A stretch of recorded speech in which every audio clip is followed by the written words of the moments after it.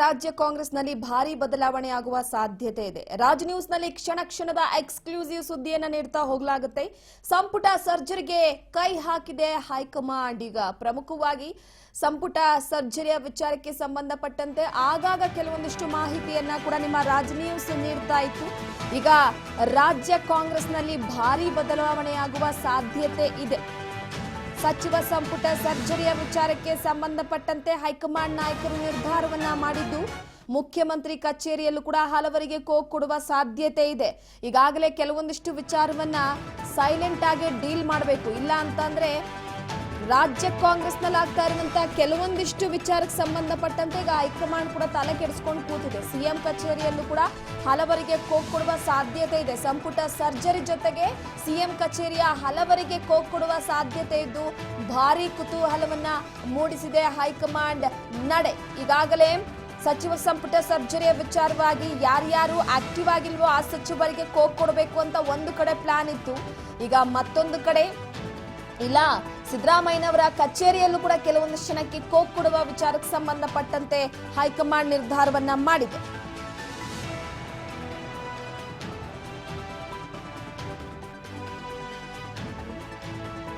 ಅದರ ಜೊತೆಗೆ ಈಗಾಗಲೇ ಬದಲಾವಣೆಯ ವಿಚಾರಕ್ಕೆ ಸಂಬಂಧಪಟ್ಟಂತೆ ರಾಜ್ ನ್ಯೂಸ್ ಕ್ಷಣ ಕ್ಷಣದ ಮಾಹಿತಿಯನ್ನ ಕೊಡ್ತಾ ಹೋಗ್ತಾ ಇದೆ. ಸಂಪುಟ ಸರ್ಜರಿಯ ಈ ಒಂದು ಹೈಕಮಾಂಡ್ ನಡೆಯ ವಿಚಾರಕ್ಕೆ ಸಂಬಂಧಪಟ್ಟಂತೆ ಯಾರ್ಯಾರಿಗೆ ಕೋಕ್ ಕೊಡ್ಲಾಗುತ್ತೆ, ಲಿಸ್ಟ್ ನಲ್ಲಿ ಯಾರನ್ನ ಇಟ್ಕೊಳ್ಳಲಾಗಿದೆ, ಹೊಸಬರಿಗೆ ಯಾರಿಗೆ ಆದ್ಯತೆಯನ್ನ ಕೊಡ್ಲಾಗುತ್ತೆ, ಬದಲಾವಣೆಯಿಂದ ಪಕ್ಷದ ಬೆಳವಣಿಗೆ ಸಾಧ್ಯನಾ ಅನ್ನುವಂತ ವಿಚಾರಕ್ಕೆ ಸಂಬಂಧಪಟ್ಟಂತೆ ಗಮನ ಹರಿಸ್ತಾ ಹೋಗ್ಬೋದು ಎಲ್ಲೋ ಒಂದು ಕಡೆ. ಸೊ ಹಾಗಾಗಿ ಕಚೇರಿಯಲ್ಲೂ ಕೂಡ ಹಲವರಿಗೆ ಕೋಕ್ ಕೊಡೋದಕ್ಕೆ ಹೈಕಮಾಂಡ್ ಮುಂದಾಗಿದೆ. ಸೊ ಎಲ್ಲ ಒಂದು ಕಡೆ ಸದ್ಯದ ಮಟ್ಟಿಗೆ ಗಮನಿಸೋದೇನಪ್ಪಾ ಅಂತಂದ್ರೆ ಹೈಕಮಾಂಡ್ ನಾಯಕರು ಕೆಲವೊಂದಿಷ್ಟು ವಿಚಾರವಾಗಿ ಗಮನ ಹರಿಸ್ತಾ ಇರುವಂತದ್ದು ಯಾವುದೇ ಕಾರಣಕ್ಕೂ ಕೂಡ ಪಕ್ಷಕ್ಕೆ ಡ್ಯಾಮೇಜ್ ಆಗಬಾರ್ದು ಅನ್ನುವಂತ ನಿಟ್ಟಿನಲ್ಲಿ. ಸೊ ಹಾಗಾಗಿ ಕೆಲವು ಸಚಿವರಿಗೆ ಕೋಕ್ ನೀಡೋದಕ್ಕೆ ಮುಂದಾಗಿದೆ ಹೈಕಮಾಂಡ್. ಸಚಿವ ಸಂಪುಟ ವಿಸ್ತರಣೆಗೆ ಒಲವು ತೋರಿದೆ ಈಗ ಹೈಕಮಾಂಡ್.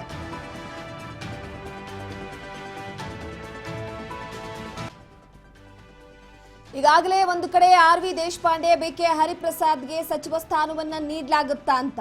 ಯಾಕಂದ್ರೆ ಸಚಿವ ಸ್ಥಾನದ ಆಕಾಂಕ್ಷಿಗಳು ಕೂಡ, ಹಾಗಾಗಿ ಬದಲಾವಣೆಯ ವಿಚಾರಕ್ಕೆ ಸಂಬಂಧಪಟ್ಟಂತೆ ಬೇರೆಯವರಿಗೆ ಕೋಕ್ ಕೊಟ್ಟು ಹರಿಪ್ರಸಾದ್ ಅವರಿಗೆ ಮತ್ತೆ ಆರ್.ವಿ. ದೇಶಪಾಂಡೆ ಅವರಿಗೆ ಸಚಿವ ಸ್ಥಾನವನ್ನ ನೀಡಲಾಗುತ್ತಾ ಅಂತ. ಯಾಕಂದ್ರೆ ಕೆಲವೊಂದಿಷ್ಟು ವಿಚಾರವಾಗಿ ಗಮನಿಸೋದಂದ್ರೆ ಪಕ್ಷದಲ್ಲಿ ಸಚಿವ ಸ್ಥಾನವನ್ನ ಕೊಟ್ಟಿರುವಂತಹ ಆ ಅಧ್ಯಕ್ಷಗಿರಿಯ ವಿಚಾರಕ್ಕೆ ಸಂಬಂಧಪಟ್ಟಂತೆ ಎಲ್ಲೋ ಸಾಕಷ್ಟು ಜನ ಗಮನ ಹರಿಸ್ತಾ ಇಲ್ಲ, ತಮ್ಮ ಸ್ಥಾನವನ್ನ ನಿಭಾಯಿಸುವಲ್ಲಿ ವಿಫಲರಾಗಿ ಹೋಗಿದ್ದಾರೆ. ಹಾಗಾಗಿ ಹೈಕಮಾಂಡ್ ಕೂಡ ಒಂದು ದೃಢ ನಿರ್ಧಾರಕ್ಕೆ ಬಂದಿರುವಂತದ್ದು, ಕೆಲವೊಂದಿಷ್ಟು ಜನಕ್ಕೆ ಕೋಕ್ ಕೊಡೋದಕ್ಕೆ. ಹಾಗೆ ಸಂಪುಟ ಸರ್ಜರಿಯಿಂದ ಪಕ್ಷದ ಬೆಳವಣಿಗೆ, ಸಚಿವ ಸಂಪುಟ ಸರ್ಜರಿಯಿಂದ ಇನ್ನೊಂದು ಕಡೆ ಪಕ್ಷದಲ್ಲಿ ಡ್ಯಾಮೇಜ್ ಕಂಟ್ರೋಲ್ಗೆ ಹೈಕಮಾಂಡ್ ಮುಂದಾಗ್ತಿರುವಂತದ್ದು.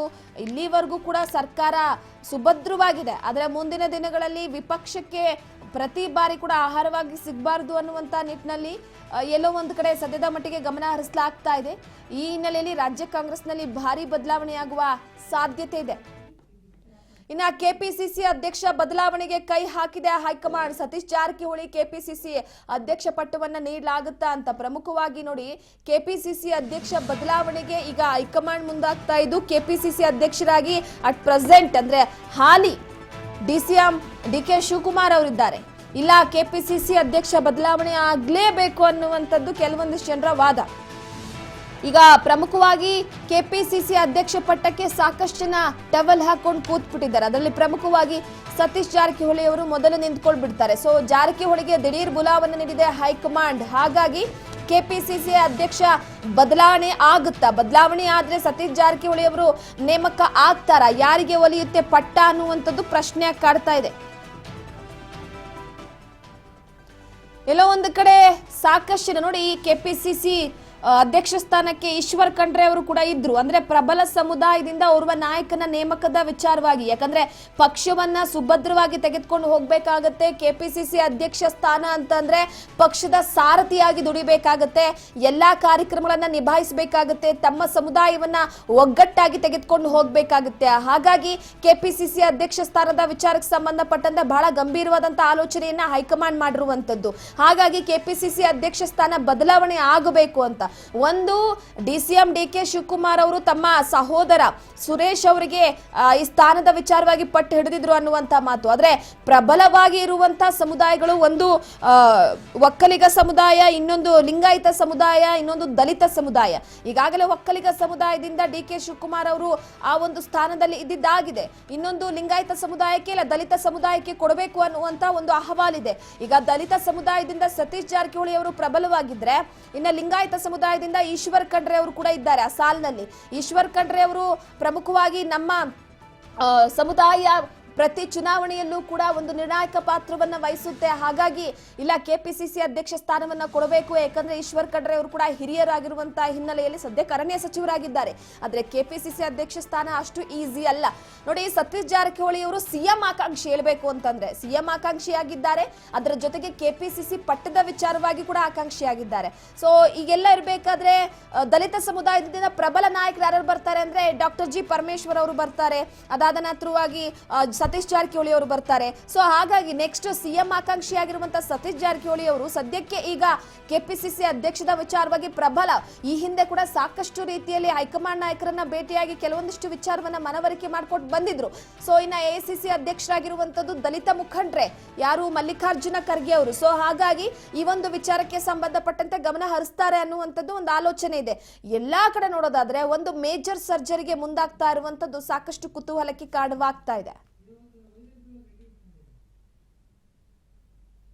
ಈ ಬಗ್ಗೆ ಮತ್ತಷ್ಟು ಮಾಹಿತಿಯನ್ನ ಕೊಡ್ತಾ ಹೋಗ್ತಾರೆ ನಮ್ಮ ಪ್ರತಿನಿಧಿ ಬಸವರಾಜ್ ಹುಗಾರ್ ಸಂಪರ್ಕದಲ್ಲಿದ್ದಾರೆ ನ್ಯೂಸ್ ಡೆಸ್ಕ್ ಇಂದ. ಬಸವರಾಜ್, ಪ್ರಮುಖವಾಗಿ ಈಗಾಗಲೇ ಹೈಕಮಾಂಡ್ ಕೆಲವೊಂದಿಷ್ಟು ಬದಲಾವಣೆಗೆ ಮುಂದಾಗ್ತಾ ಇದೆ, ಅದರಲ್ಲೂ ಕೂಡ ಸಚಿವ ಸಂಪುಟ ಸರ್ಜರಿ, ಇನ್ನೊಂದು ಕಡೆ KPCC ಅಧ್ಯಕ್ಷ ಬದಲಾವಣೆಯ ವಿಚಾರವಾಗಿ ಬಹಳ ಗಂಭೀರವಾದಂತ ನಿರ್ಧಾರವನ್ನ ತೆಗೆದುಕೊಳ್ಳೋದಕ್ಕೆ, ಒಂದು ಹೆಜ್ಜೆಯನ್ನ ಇಡೋದಕ್ಕೆ ಹೈಕಮಾಂಡ್ ಮುಂದಾಗ್ತಿದೆ. ಇದ್ರ ಬಗ್ಗೆ ಮಾಹಿತಿಯನ್ನ ಕೊಡೋದಾದ್ರೆ ರೂಪಾ, ಕಾಂಗ್ರೆಸ್ ಪಕ್ಷದ ಸರ್ಕಾರದಲ್ಲಿ ಬಹುದಿನಗಳಿಂದಲೂ ಕೂಡ ಸಚಿವ ಸಂಪುಟ ಸರ್ಜರಿ ಆಗಬೇಕು ಅನ್ನುವಂಥ ಕೂಗು ಕೂಡ ಇತ್ತು. ಆ ಬಗ್ಗೆ ಸಾಕಷ್ಟು ಶಾಸಕರು ಕೂಡ ಹೈಕಮಾಂಡ್ ನಾಯಕರ ಬಳಿ ಹೋಗಿ ಲಾಬಿಯನ್ನು ಕೂಡ ನಡೆಸಿದ್ರು. ರಾಜ್ಯ ನಾಯಕರಾಗಿರ್ತಕ್ಕಂಥ CM Siddaramaiah, DCM DK Shivakumar ಇಬ್ಬರೂ ನಾಯಕರಲ್ಲಿ ಕೂಡ ಒಂದಿಷ್ಟು ದುಂಬಾಲನ್ನು ಕೂಡ ಹಾಕಿದ್ರು. ಸಚಿವ ಸಂಪುಟ ಸರ್ಜರಿ ಆಗಬೇಕು, ನಮಗೂ ಕೂಡ ಸಚಿವ ಸಂಪುಟದಲ್ಲಿ ಅವಕಾಶ ಕೊಡಬೇಕು ಅನ್ನುವಂಥದ್ದು. ಇನ್ನೊಂದು ಕಡೆ ಜಾತಿವಾರು ಕೂಡ ಲೆಕ್ಕಾಚಾರದಲ್ಲಿ ಕೂಡ ನಮಗೆ ಸಚಿವ ಸ್ಥಾನ ಸಿಗಬೇಕು ಅನ್ನುವಂತ ಬಿಗಿಪಟ್ಟನ್ನು ಕೂಡ ಹಿಡಿದ್ರು. ಆದ್ರೆ ಹೈಕಮಾಂಡ್ ನಾಯಕರು ಒಲವಿದ್ರು ಸಹಿತ CM ಸಿದ್ದರಾಮಯ್ಯನವರ ಒಲವು ಕಡಿಮೆ ಇತ್ತು ಅನ್ನುವಂಥದ್ದು. ಆ ಒಂದು ಹಿನ್ನೆಲೆಯಲ್ಲೇ ಸಚಿವ ಸಂಪುಟ ಸರ್ಜರಿ ಆಗುವಂತದ್ದನ್ನ ಮುಂದಕ್ಕೆ ಆಗ್ತಾನೆ ಹೋಗ್ತಾ ಇದ್ರು ಅನ್ನುವಂತ ಮಾಹಿತಿ ಕೂಡ ಇರ್ತಾ ಇತ್ತು. ಆದ್ರೆ ಇದೀಗ ರಾಜ್ಯದಲ್ಲಿ ಆಗಿರ್ತಕ್ಕಂಥ ಕೆಲವೊಂದಿಷ್ಟು ಬೆಳವಣಿಗೆಗಳು, ಈ ಚಿನ್ನಸ್ವಾಮಿ ಸ್ಟೇಡಿಯಂನ ಕಾಲ್ತುಳಿತ ಪ್ರಕರಣ ಆಗಿರಬಹುದು, ಕೆಲವೊಂದಿಷ್ಟು ಕಾಂಗ್ರೆಸ್ ಪಕ್ಷದ ವಲಯದಲ್ಲಿ ಕೂಡ ಒಂದಿಷ್ಟು ಅಸಮಾಧಾನ ಆಗಿರಬಹುದು, ಇವುಗಳನ್ನ ಪರಿಗಣನೆ ತೆಗೆದುಕೊಂಡಿರ್ತಕ್ಕಂಥ ಕಾಂಗ್ರೆಸ್ ಪಕ್ಷದ ಹೈಕಮಾಂಡ್ ನಾಯಕರು ಇದೀಗ ಸಚಿವ ಸಂಪುಟ ಸರ್ಜರಿ ಮಾಡಬೇಕು ಅನ್ನುವಂತಹ ಆಸಕ್ತಿಯನ್ನು ಕೂಡ ತೋರಿರ್ತಕ್ಕಂಥದ್ದು. ಈ ಹಿಂದೆನೂ ಕೂಡ ಅವರಿಗೆ ಆಸಕ್ತಿ ಇತ್ತು ಸಚಿವ ಸಂಪುಟ ಸರ್ಜರಿ ಮಾಡಬೇಕು ಅನ್ನುವಂತ ನಿಟ್ಟಿನಲ್ಲಿ. ಆದ್ರೆ CM ಸಿದ್ದರಾಮಯ್ಯವರು ಕೂಡ ಅದಕ್ಕೆ ತಡೆಯನ್ನ ಒಡ್ತಾನು ಕೂಡ ಬರ್ತಾ ಇದ್ರು. ಹಾಗಾಗಿ ಹೈಕಮಾಂಡ್ ನಾಯಕರು ಅದನ್ನ ಅಲ್ಲಿಗೆ ಬಿಡ್ತಾ ಇದ್ರು. ಆದ್ರೆ ಇದೀಗ ಒಂದಿಷ್ಟು ಬದಲಾವಣೆ ಮಾಡಲೇಬೇಕು ಅನ್ನುವಂತ ಲೆಕ್ಕಾಚಾರದಲ್ಲಿ ಕೂಡ ಬಂದಿರತಕ್ಕಂಥದ್ದು. ಈಗ CM ಸಿದ್ದರಾಮಯ್ಯವರು, DCM DK ಶಿವಕುಮಾರ್ ಅವರು ಕೂಡ ದೆಹಲಿಗೆ ಹೋಗಿರ್ತಕ್ಕಂಥದ್ದು. ಈಗಾಗಲೇ ಕಾಂಗ್ರೆಸ್ ಪಕ್ಷದ ಹೈಕಮಾಂಡ್ ನಾಯಕರ ಜೊತೆ ಸಮಾಲೋಚನೆ ಕೂಡ ನಡೆಸಲಿದ್ದಾರೆ. ಅದರಲ್ಲಿ ಪ್ರಮುಖವಾಗಿ ಈಗಾಗಲೇ ಸರ್ಕಾರ 2 ವರ್ಷ ಪೂರೈಕೆ ಆಗಿದೆ. ಹಾಗಾಗಿ ಈಗ ಸಚಿವ ಸಂಪುಟ ಸರ್ಜರಿ ಮಾಡಬೇಕು ಅನ್ನುವಂಥ ಲೆಕ್ಕಾಚಾರದಲ್ಲಿದ್ದಾರೆ. ಈಗಾಗಲೇ ಸಚಿವರ ರಿಪೋರ್ಟ್ ಕಾರ್ಡ್ ಕೂಡ ವರದಿ ಕೂಡ ಸಲ್ಲಿಸಿರ್ತಕ್ಕಂಥದ್ದು, ಇಲಾಖಾವಾರು ಹೋಗಿದೆ. ಪಕ್ಷಕ್ಕಾಗಿ ಯಾವ ರೀತಿಯಾಗಿ ಅವರು ಸಚಿವರಾಗಿ ಕೆಲಸವನ್ನು ಕೂಡ ನಿರ್ವಹಿಸಿದ್ದಾರೆ, ಕಾರ್ಯಕರ್ತರಿಗೆ ಯಾವ ರೀತಿಯಾಗಿ ಸ್ಪಂದನೆ ಮಾಡಿದ್ದಾರೆ, ಅವರ ಇಲಾಖಾವಾರು ಸಾಧನೆ ಏನು, ಇದರಿಂದ ಸರ್ಕಾರಕ್ಕೆ ಆಗಿರ್ತಕ್ಕಂಥ ಲಾಭಗಳೇನು, ಮುಂದೆ ಪಕ್ಷ ಸಂಘಟನೆ ಯಾವ ರೀತಿಯಾಗಿ ಅವರು ಒಲವಿದೆ, ಇವೆಲ್ಲವನ್ನು ಕೂಡ ರಿಪೋರ್ಟ್ ಕಾರ್ಡ್ ಅನ್ನ ಈಗ ಹೈಕಮಾಂಡ್ ನಾಯಕರ ಬಳಿ ಇರುವಂಥದ್ದು. ಹಾಗಾಗಿ ನಮಗೆ ಬಂದಿರತಕ್ಕಂಥ ಮಾಹಿತಿಯ ಪ್ರಕಾರ 8 ರಿಂದ 10 ಸಚಿವರ ಒಂದಿಷ್ಟು ಬದಲಾವಣೆ ಆಗುವಂತ ಸಾಧ್ಯತೆ ಇದೆ. ಅವರಿಗೆ ಕೆಲವೊಂದಿಷ್ಟು ಕಾರಣಗಳನ್ನು, ಅಂದ್ರೆ ಆಡಳಿತದ ವೈಫಲ್ಯ, ಅವರ ಒಂದು ಕಾರ್ಯವೈಖರಿ ಆಗಿರಬಹುದು, ಪಕ್ಷ ಸಂಘಟನೆ ಹೆಚ್ಚಾಗಿ ಒತ್ತು ಕೊಟ್ಟಿಲ್ಲ ಅಂತ ಆಗಿರಬಹುದು, ಹೀಗೆ ಹಲವಾರು ರೀತಿಯಲ್ಲಿ ಕಾರಣಗಳನ್ನ ಮುಂದಿಟ್ಕೊಂಡು ಮತ್ತೆ ಒಂದಿಷ್ಟು ಬೇರೆಯವರಿಗೂ ಕೂಡ ಅವಕಾಶ ಕೊಡಬೇಕು, ಪಕ್ಷವು ಕೂಡ ಚುನಾವಣಾ ಸಂದರ್ಭದಲ್ಲಿ ಕೆಲವಷ್ಟು ಮಾತುಕತೆ ನಡೆಸಿಕೊಂಡಿರ್ತಕ್ಕಂಥದ್ದು, ಅವರಿಗೆ ಮಾತು ಕೊಟ್ಟಂತ ಸಂದರ್ಭದಲ್ಲಿ ಅದನ್ನು ಕೂಡ ಉಳಿಸಿಕೊಂಡು ಹೋಗಬೇಕು ಅನ್ನುವಂತ ಹೈಕಮಾಂಡ್ ನಾಯಕರ ಲೆಕ್ಕಾಚಾರ. ಇವೆಲ್ಲಾ ಒಂದು ಕಾರಣಗಳನ್ನ ಮುಂದಿಟ್ಕೊಂಡು 8 ರಿಂದ 10 ಸಚಿವರನ್ನ ಸಂಪುಟದಿಂದ ಕೈ ಬಿಟ್ಟು ಉಳಿದ ಹಿರಿಯ ಒಂದಿಷ್ಟು ಶಾಸಕರು ಮತ್ತೆ ಒಂದಿಷ್ಟು ಜಾತಿವಾರು ಕೂಡ ನೋಡಿಕೊಂಡು ಮತ್ತು ಪ್ರಾದೇಶಿಕವಾರು ಕೂಡ ನೋಡಿಕೊಂಡು ಮತ್ತೆ ಬೇರೆ ಬೇರೆ ಪಕ್ಷದಿಂದ ಕಾಂಗ್ರೆಸ್ ಪಕ್ಷಕ್ಕೆ ಸೇರ್ಪಡೆಗೊಂಡಿರ್ತಕ್ಕಂಥ ಶಾಸಕರಿಗೂ ಕೂಡ ಈ ಬಾರಿಯ ಸಚಿವ ಸಂಪುಟದಲ್ಲಿ ಅವಕಾಶ ಕೊಡುವಂತ ನಿಟ್ಟಿನಲ್ಲಿ ಇವತ್ತು ಸುದೀರ್ಘವಾಗಿರ್ತಕ್ಕಂಥ ಚರ್ಚೆ ನಡೆಸಿ ಅಂತಿಮವಾಗಿರ್ತಕ್ಕಂಥ ತೀರ್ಮಾನವನ್ನ ಇವತ್ತು ಕಾಂಗ್ರೆಸ್ ಪಕ್ಷದ ಹೈಕಮಾಂಡ್ ನಾಯಕರು ತೆಗೆದುಕೊಳ್ಳಿದ್ದಾರೆ ಅನ್ನುವಂತಹ ಮಾಹಿತಿ ಕೂಡ ಇದೆ. ಒಂದ್ ಕಡೆ ಈಗಾಗಲೇ ಸಿಎಂ ಮತ್ತೆ ಡಿಸಿಎಂ ಜೊತೆ ಮತ್ತಷ್ಟು ಚರ್ಚೆ ನಡೆಸಿ ಅವರಿಂದ ಒಂದಿಷ್ಟು ಸಲಹೆ ಪಡೆದು, ಅಂದ್ರೆ ಹೈಕಮಾಂಡ್ ನಾಯಕರು ಈಗ ಕೆಲವೊಂದಿಷ್ಟು ನಾಯಕರನ್ನ ಗುರುತಿಸಿಕೊಂಡಿರ್ತಕ್ಕಂಥದ್ದು ಶಾಸಕರನ್ನ, ಆದ್ರೆ ಸಿಎಂ ಮತ್ತೆ ಡಿಸಿಎಂ ಅವರ ಪಟ್ಟಿಯಲ್ಲಿ ಯಾವ ರೀತಿಯಾಗಿ ಶಾಸಕರಿದ್ದಾರೆ ಅನ್ನುವಂಥದ್ದನ್ನು ಕೂಡ ತೆಗೆದುಕೊಂಡು ಎರಡೂ ಪಟ್ಟಿಯನ್ನು ಕೂಡ ಪರಾಮರ್ಶೆ ಮಾಡಿ ಅದನ್ನ ಅಂತಿಮವಾಗಿರ್ತಕ್ಕಂಥ ಹೈಕಮಾಂಡ್ ನಾಯಕರು ಕೂಡ ಫೈನಲ್ ಮಾಡುವಂತ ಎಲ್ಲಾ ಸಾಧ್ಯತೆ ಇದೆ.